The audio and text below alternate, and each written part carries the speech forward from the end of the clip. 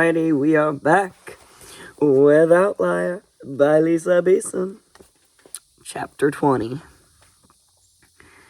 They'd only been back at Outlier for about a week when Cale began making preparations for their trip to find the last stone. Back in February, a disgustingly rich trust fund baby from New York City,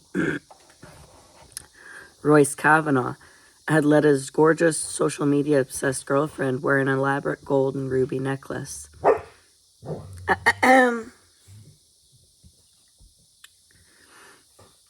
It had been his mother's, and it was a priceless family heirloom. She proceeded to take a bunch of pictures of herself wearing it, and they were now circulating around the internet. One of the rubies in the center of the necklace looked suspiciously like the red stone Cale needed. After pulling some strings and calling up several favors from his myriad of powerful connections, Cale was able to get himself and Ari invited to Royce's Monte Carlo-themed charity benefit he was hosting at his Fifth Avenue penthouse apartment. Ari was nervous, but Cale assured her that everything should turn out fine, provided she kept herself under control and didn't draw unwanted attention from the suits or the shades. Reed was in the front seat with Tober as he drove them through Manhattan in a black stretch Cadillac with dark-tinted windows. Cam and Ari were flipping out as they passed by the famous buildings and landmarks that they'd seen in countless movies and TV shows. Cale was sitting in the seat across from them, busy checking correspondence on his phone while trying to ignore them. When they hit some late afternoon traffic and came to a stop right by the Joyce Theater, Ari looked out the window and her chest constricted painfully when she saw the promotional poster for an Atlanta dance company that was performing there all week. It made her think of Sadie, because that was the dance company she had been working so hard to get into. Then, as if her homesick thoughts magically conjured her sister, Sadie and a couple other dancers came out of the front doors of the theater and started talking animatedly in front of the building. No way, Ari breathed incredulously. What are the freaking chances?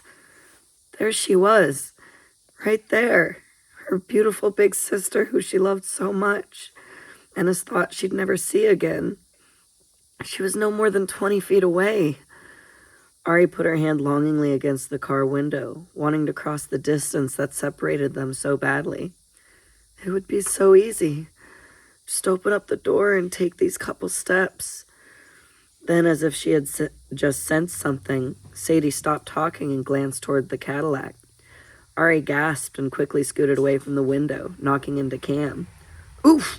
God, Pipes, what's the deal? Cale, no one can see through the windows, right? She asked, panicking. What? He asked agitatedly, looking up from his phone. What's the matter with you? Can they? Ari asked again, starting to hyperventilate as she watched Sadie become more curious. Okay. Can they? Ari asked again, starting to hyperventilate as she watched Sadie become more curious and started staring more intensely towards the car.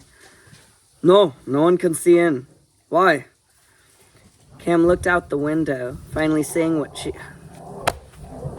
Okay.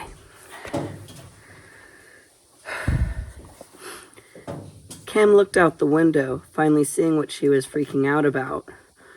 Because her sister is standing right there on the flippin' sidewalk? He said, almost as surprised at seeing her as Ari had been.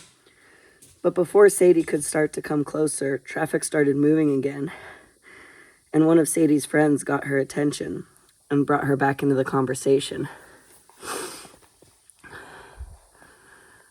Ari looked out the back window and tried to fill her eyes with as much of her sister as she could before Tober turned a corner, and she couldn't see her anymore.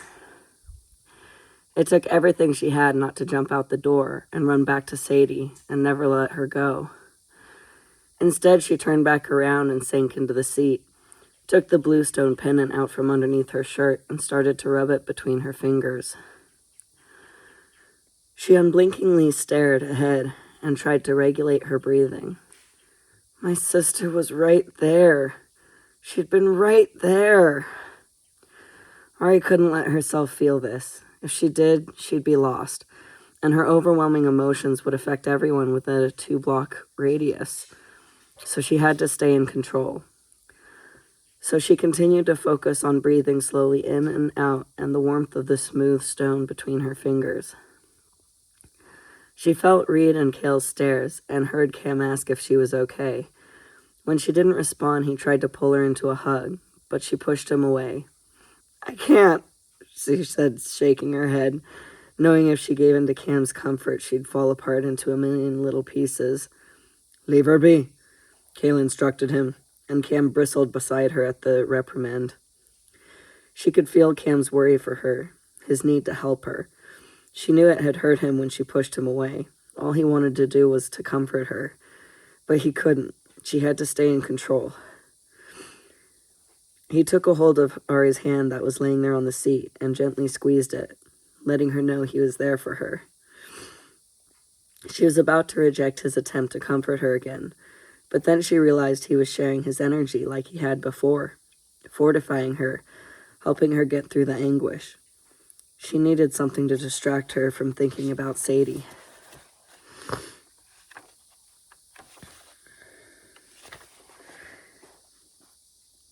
"Cam, I need you to tell me one of your stories," she said, still staring straight ahead. "Oh, okay. Did I ever tell you about the time I broke my arm falling from a tree because I was trying to save a kitten that ended up just being a fat squirrel?" "That'll do it." "No, you did not," she said, still staring straight ahead, but with the tiniest hint of a smirk teasing the corner of her mouth. "Right, so this is back when I was 4 years old, and I was all about being a fireman. Not when I grew up, but like right then. Well, one day our neighbor, Marisol, who was like 100 years old, was supposed to be watching me, but she had fallen asleep watching one of her telenovelas. So while I was bored out of my mind and just sitting there looking at stuff out the window, I saw what I thought was a kitten stuck in a tree across the street. And I thought, whoa, that is one ugly kitten. But then I was like, this is even better, because anyone would save a cute kitten, but only a true hero would save an ugly one. So seeing my opportunity to be a fireman, my mom wouldn't let me anywhere near an actual fire.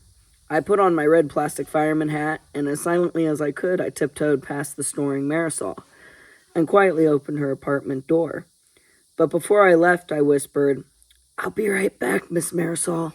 I'm going to go save a kitten." So if anyone asked, I could say that I told her where I was going, and it wouldn't be a lie. Then I ran down the stairs, out the front door, and across the street, single-mindedly focused on my mission.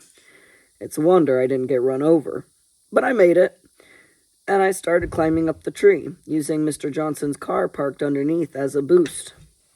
Once I got up to a branch that I thought was close enough to the kitten, I stepped towards it, precariously balanced on the branch, and reached up. Keep in mind, this is actually a squirrel, and any normal squirrel would have run miles away by now. But this guy was that flippin' fat. He just sat there like, meh.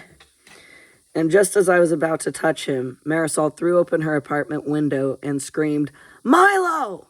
which scared the crap out of me, and I lost my balance. But thankfully my fall was broken by the slightly malleable hood of Mr. Johnson's car, instead of the hard pavement, and I only broke my arm, and not my neck. So as I lay there stunned, Marisol waddled her way across the street while making the Holy Cross and berating me in Spanish. When she got over to where I lay on the dented hood of the car and saw that I was alive, she asked what the heck I was thinking. So I pointed up the tree with my good arm and told her about the kitten. She looked up and said that it wasn't a kitten, it was a squirrel, and I was an idiot. And to add insult to injury, just as I was starting to cry because my arm was curved in a freaky way and my fireman hat had just been run over by a passing car, I kid you not, that fat-ass squirrel threw an acorn down at me and chipped my tooth. I had a busted front tooth for almost 2 years until it finally got loose and came out. As Ari was chuckling sympathetically at the thought of poor little 4-year-old Cam ending up with a broken arm and a chipped tooth for wanting to save an ugly kitten, Reed asked from the front, Why did she yell, Milo?" Oh, because that was my name before I changed it to Cam. I wonder how the squirrel got so fat, Ari mused, effectively distracted from her sister for the moment by Cam's story. Ha! Well, after chipping my tooth, he became my little rodent nemesis, and I tried to keep an eye on him. So one morning, when I was able to sneak away from Marisol again, I followed him to the dumpster behind the movie theater just down the street. And that squirrel was no dummy. Every night, the movie theater would throw away trash bags full of old popcorn that never got sold. So while the other squirrels were scrounging around for a few measly nuts, this guy was having a stale popcorn smorgasbord in that dumpster every morning. Ari was dying at the mental image of an obese squirrel gleefully rolling around in a trash bag full of popcorn. Tober pulled off to the side of the street and parked, and she saw they were in front of Cale's Greenwich Village apartment building. She squeezed Cam's hand. Thanks for that, Cam. He squeezed back. No problem, Pipes. That was in the head, not out loud. Since Cale owned the building, Reed and Tober were going to stay in one of the empty apartments, and he, Cam, and Ari were staying in the apartment on the top floor that he kept for himself. It wasn't as big as his loft in Chicago, but it was still pretty impressive and decorated similarly with random art pieces and sparse high-end bachelor pad furniture. It had a big glassed-in patio with a street view of the surrounding skyline and an awesome kitchen that was already stocked with food. There were only 2 bedrooms, so Cale told Cam he was going to have to camp out on the big squishy couch in the alcove that happened to be much bigger and swankier than the one Ari slept over in Hawk's store. She tried to offer Cam her room, but he'd hear nothing of it. Ari schlepped her stuff into the spare room that had its own small balcony. She didn't bother unpacking, because the party was going to be that night. She hoped they wouldn't be here for long.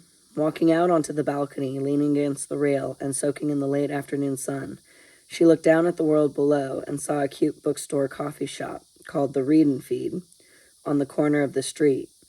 Looking through the walls, she tried to lose herself in the movement of the patrons inside, and tried very hard not to think about how her sister was in the same city. Maybe I could... No, I can't. But she did it anyway. Unable to help herself, she pushed out her field of awareness and tried to find Sadie. It was a lot harder than she thought to pick out an individual energy in a big city like New York. There were just so many people. She was aware of Cale's presence behind her, but she ignored him as she continued to search through the multitude of energies, focusing on the direction of the Joyce Theater.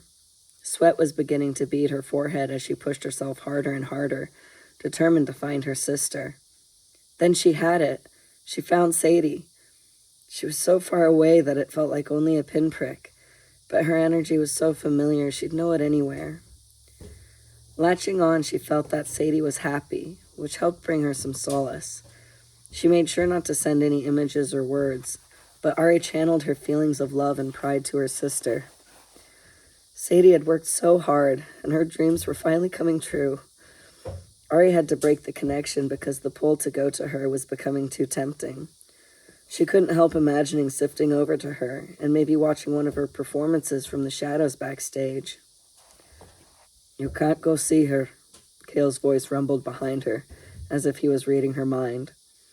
Her hands gripped the rail as she took in a deep, bracing breath. "I know." "You should rest while you can.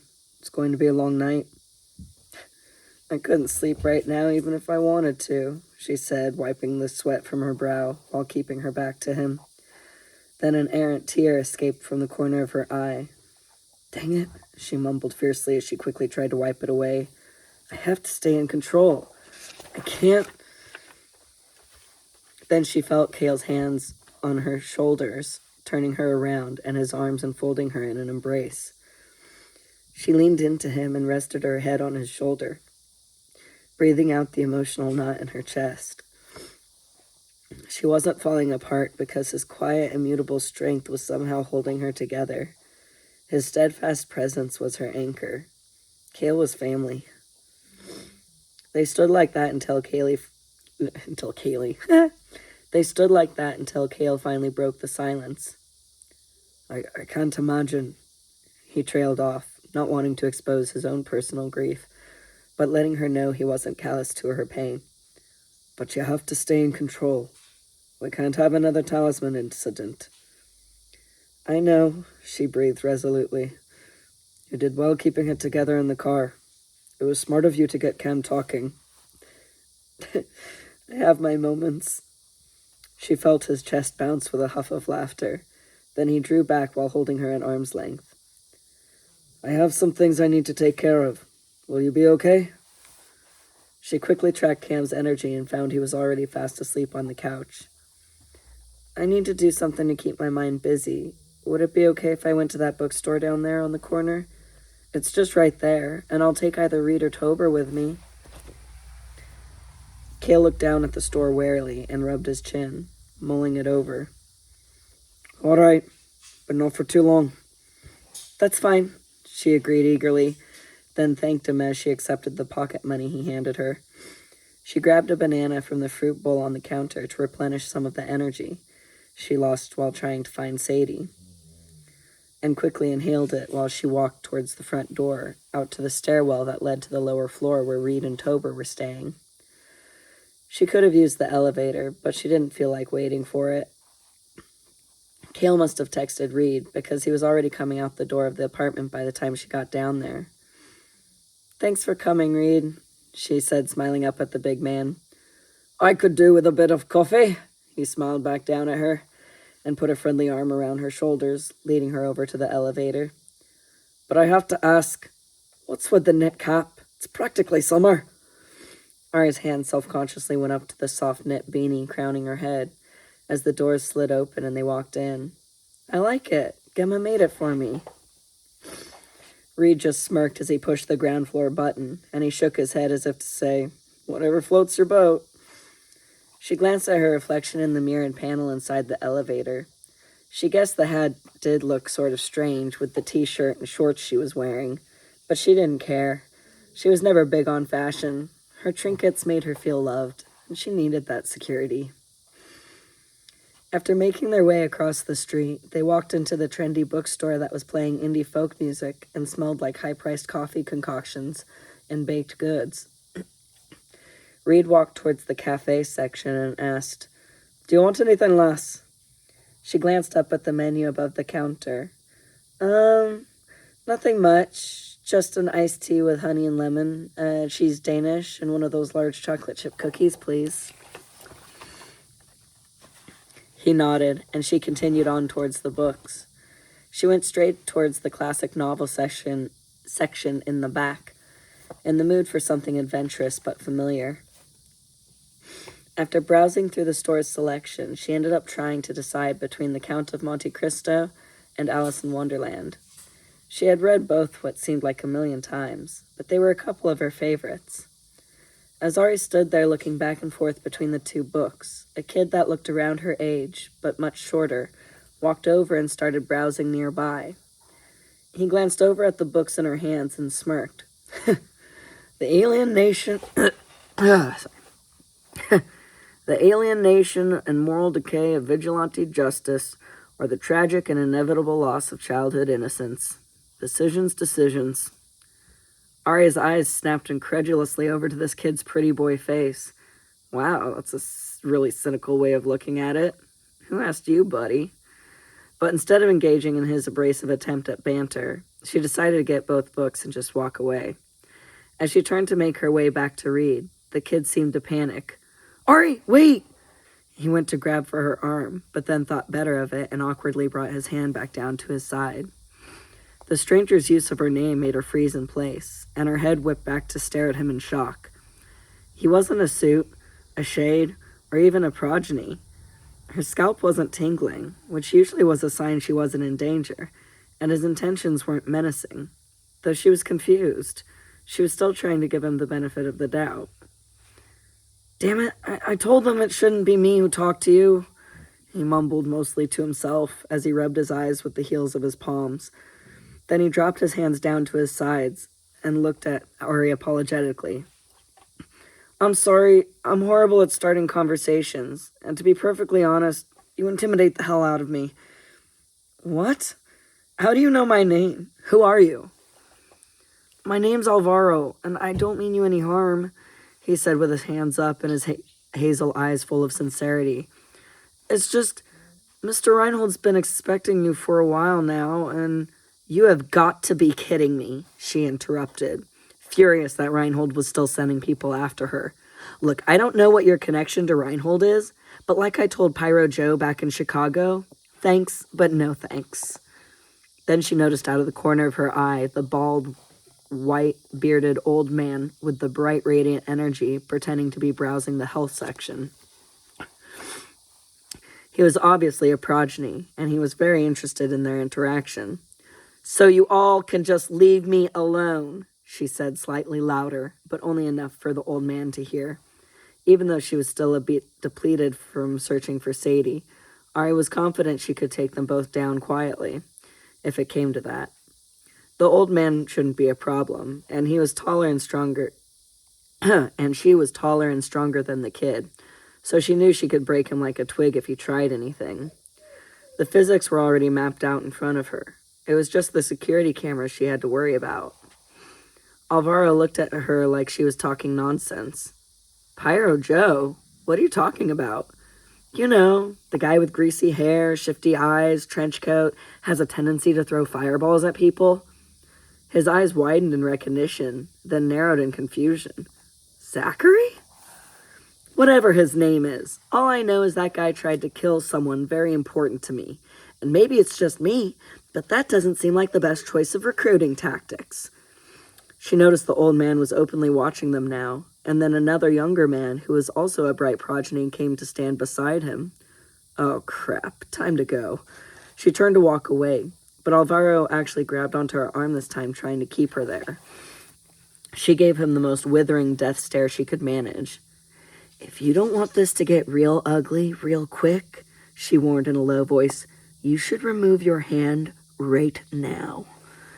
He continued to hold on with a nervous but desperate resolution. If you don't come with us now, something really bad is going to happen to you. Is that a threat? She fumed. Ari was absolutely done with being threatened and given ultimatums. She ripped his hand from her bicep, twisting and pinning his wrist at an angle that immobilized his arm and caused him to hiss in pain. Take the hint, buddy. The answer is no. And if Reinhold doesn't want to feel the wrath of my very rich and powerful foster father, I suggest you all stop bothering me, or something really bad is going to happen to you. She saw the younger progeny man start coming towards them, so she shoved Alvaro back into him and used her long, powerful legs to walk swiftly away. Glancing up at the large round security mirror hanging in the corner of the ceiling, she saw that instead of chasing after her, they were just standing there watching her walk away. And Alvaro was holding his sore wrist with a sad, regretful look on his face. The old man came up beside him and placed one hand gently on Alvaro's wrist and released a pulse of energy, causing Alvaro to sigh in relief, which she found interesting. But then she noticed the other man bend down and pick up the books that she must have dropped during the altercation. Dang it! So she just grabbed a book from a display towards the front of the store, not paying attention to the title and hoping it wasn't horrible, then walked to the front counter to pay for it. She needed an excuse to leave that wouldn't raise Reed's suspicion that something was wrong, or they'd never let her out of ever again. After the quick transaction, she walked back to Reed, who was sitting at a table sipping his coffee and reading a newspaper. She quickly sat down and practically inhaled the cheese Danish, then picked up the clear plastic to-go cup holding her tea and asked if he was ready to head back. All ready. Are you sure? He asked, folding up the newspaper. Mm-hmm. She nodded while sipping her tea from the ridiculously long straw.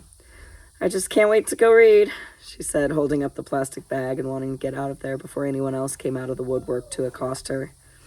All right, he shrugged, and then finished the last of his coffee as Ari munched on the large cookie. Cam was already up and waiting for her when she got back. That was a short nap, she observed. I'm good at taking power naps, he said as he took the bag and drink from her hands and put them on a side table by the door. Come on, I gotta show you something. He led her over to the door to the stairwell, and instead of going down, they went up to the rooftop. It was a lot fancier than Hawk's rooftop had been. Instead of crummy lawn furniture and gravelly tar paper, it had hardwood multi-level patio flooring, covering covered seating areas, and a stone gas fire pit. Whoa, Ari marveled. I know, right?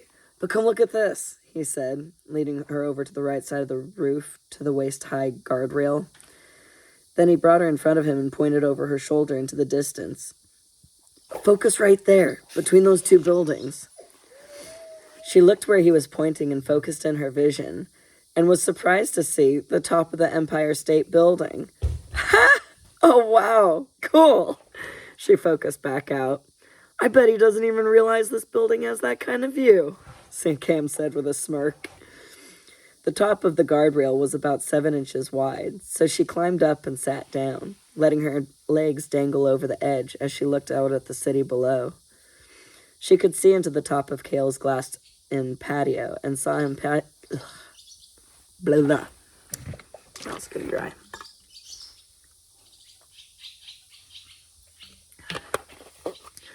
Ooh, it's nice that it's cool weather out now, because now the water is always nice and cool.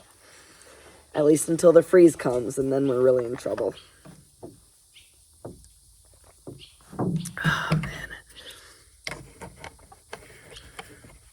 Alrighty. She could see into the top of Cale's glassed-in patio and saw him pacing around talking on his phone. Cam, something happened at the read and feed. He climbed up onto the rail and sat beside her, dangling his legs in time with hers. What was it? She proceeded to tell him about Alvaro and the other progeny men and everything that was said. And now that I think back on it, what if Alvaro wasn't threatening me? What if he was trying to warn me?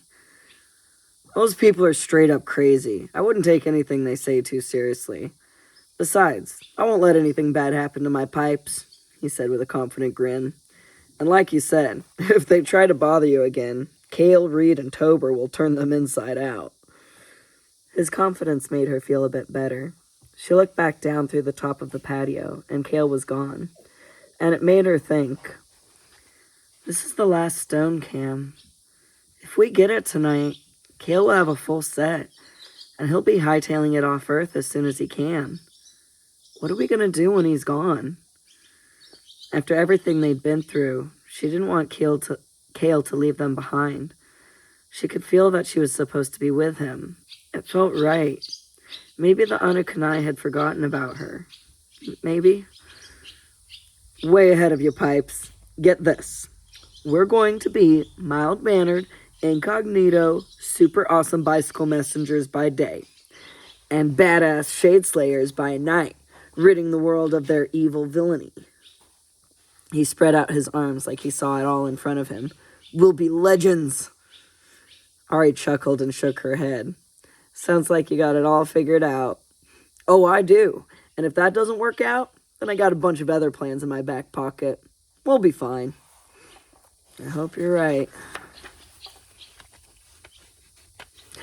And that was chapter 20. Whoop, whoop. I'm probably going to keep moving on because why not? I guess why not?